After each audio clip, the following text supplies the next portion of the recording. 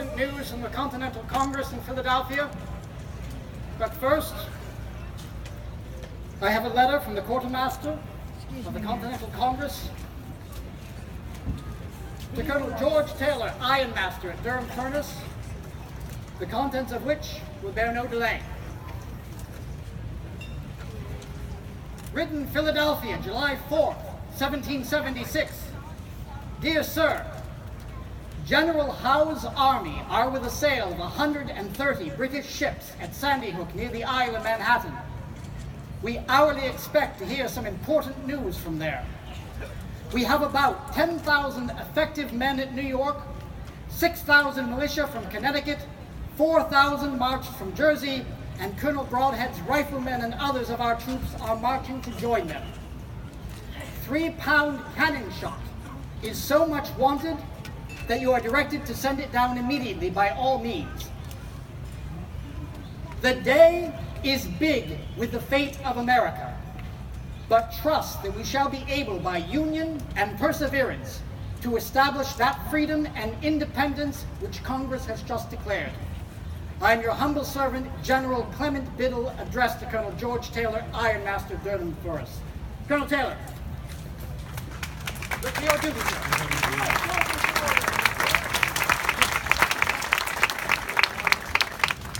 Citizens of Easton and Northampton County, we are gathered here today to hear a declaration ratified by the Continental Congress in Philadelphia. A declaration which will free us from British tyrannies from this time forward.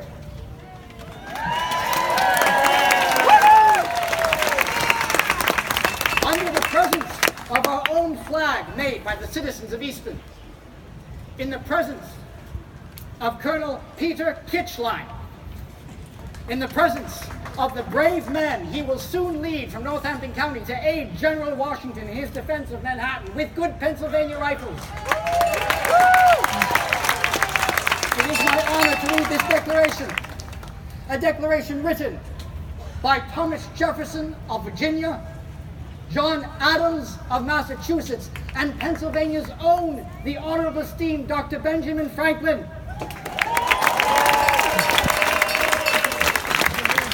Citizens of Northampton County and Easton, will you hear this document read? Yeah! Will you hear this document read? Yeah!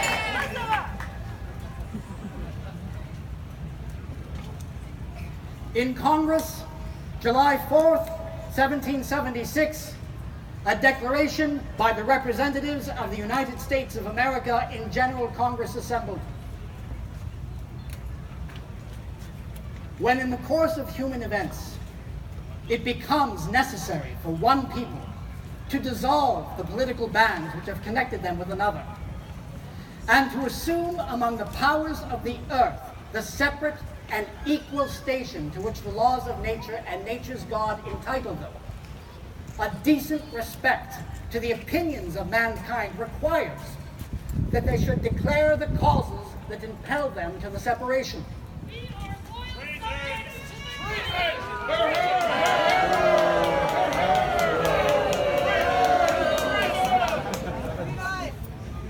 We hold these truths to be self-evident, that all men are created equal, that they are endowed by their Creator with certain unalienable rights, that among these are life, liberty, and the pursuit of happiness. That to secure these rights, governments are instituted among men, deriving their just powers from the consent of the governed. That whenever any form of government becomes destructive to these ends, it is the right of the people to alter or abolish it and institute new government, laying its foundation on such principles and organizing its powers in such forms as to them shall seem most likely to affect their safety and happiness.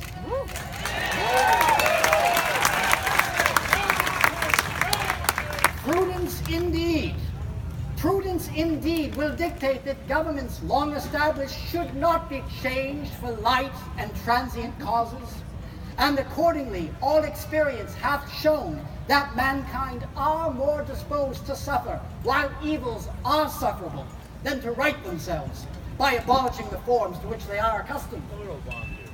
But when a long train of abuses and usurpations pursuing invariably the same object evinces a plan to reduce them under absolute despotism, then it is their right, it is their duty to throw off such government and to provide new guards for their future security.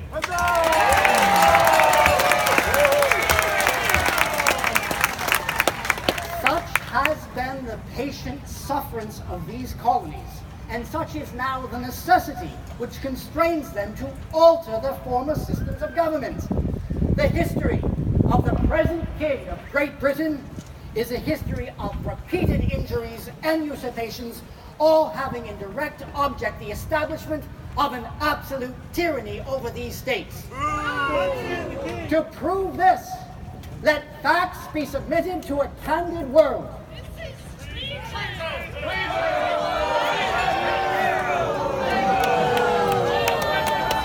Captain Bender, put these people under guard. Captain Osborne, arrest that man!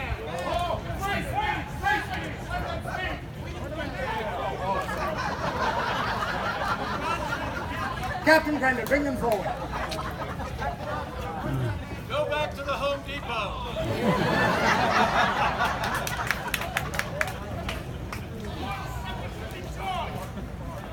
Captain Bender, by the authority of the Committee of Safety and Observation, I order you to place these people under guard. Let them have the pleasure to hear the rest of this declaration read, after which they may be placed in the jail.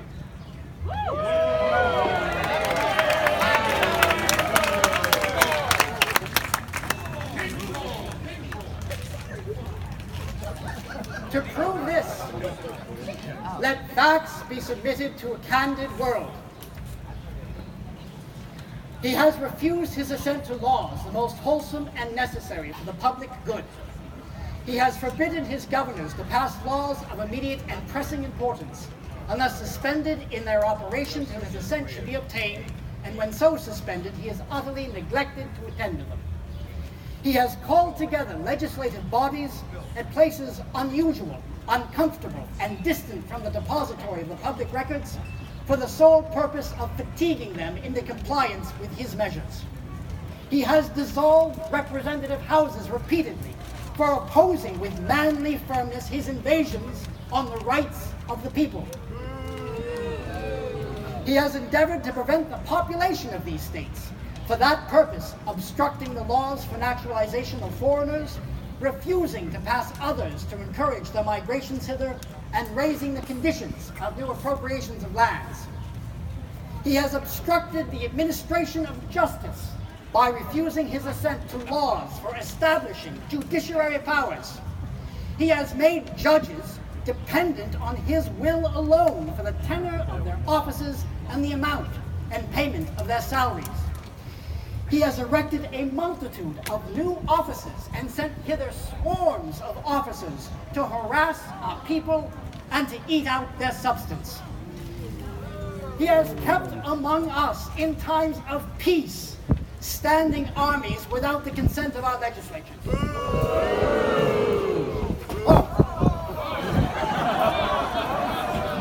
I think King George is among us. He has effected to render the military independent of and superior to the civil power, for quartering large bodies of armed troops among us, for protecting them by mock trial for any murders which they should commit on the inhabitants of these colonies, for cutting off our trade with all parts of the world, for imposing taxes on us without our consent, for depriving us in many cases of the benefits of trial by jury, for transporting us beyond seas to be tried for pretended offenses, for taking away our charters, abolishing our most valuable laws, and altering fundamentally the forms of our government, for suspending our own legislature and declaring themselves invested with power to legislate for us in all cases whatsoever. he has abdicated government here by declaring us out of his protection and waging war against us. He has plundered our seas, ravaged our coast, burnt our towns, and destroyed the lives of our people.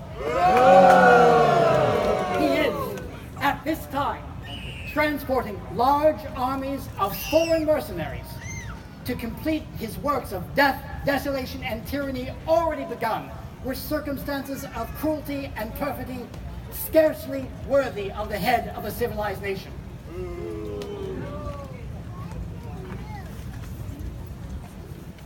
He has changed the order of my declaration.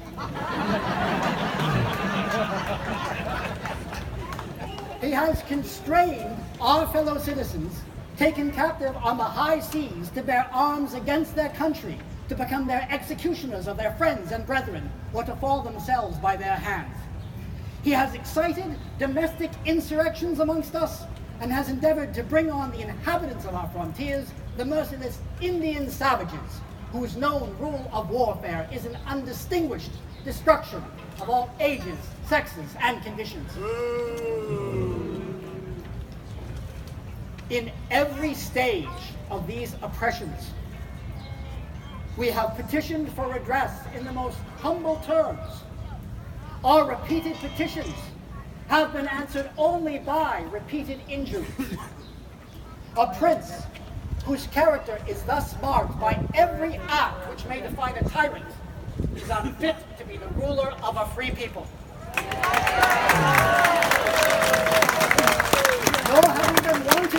Nor have we been wanting in attentions to our British brethren. We have warned them from time to time of attempts by their legislature to extend an unwarrantable jurisdiction over us.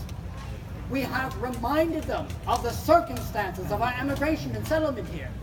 We have appealed to the native justice and magnanimity, and we have conjured them by the ties of our common kindred to disavow these usurpations, which would inevitably interrupt our connections and correspondence.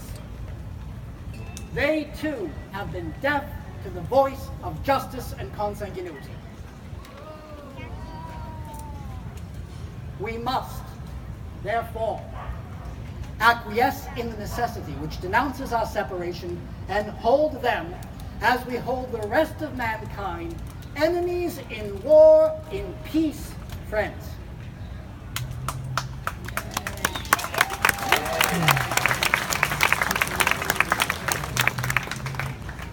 We, therefore, the representatives of the United States of America, in General Congress assembled, appealing to the Supreme Judge of the world for the rectitude of our intentions, do, in the name and by the authority of the good people of these colonies, solemnly publish and declare that these united colonies are, and of right ought to be, free and independent states.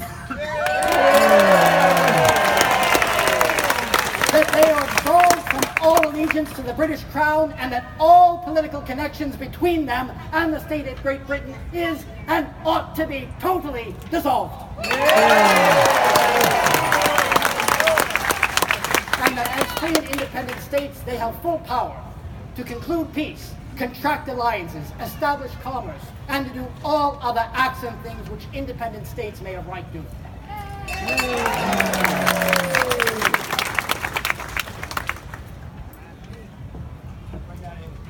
And for the support of this declaration, with a firm reliance on the protection of divine providence. Yes. Now I ask that you repeat after me. We mutually pledge to each other. We mutually pledge to each other. Our lives. Our lives. Our fortunes. Our fortunes. Our sacred honor. Our sacred honor. May God long preserve and unite the free and independent states of America.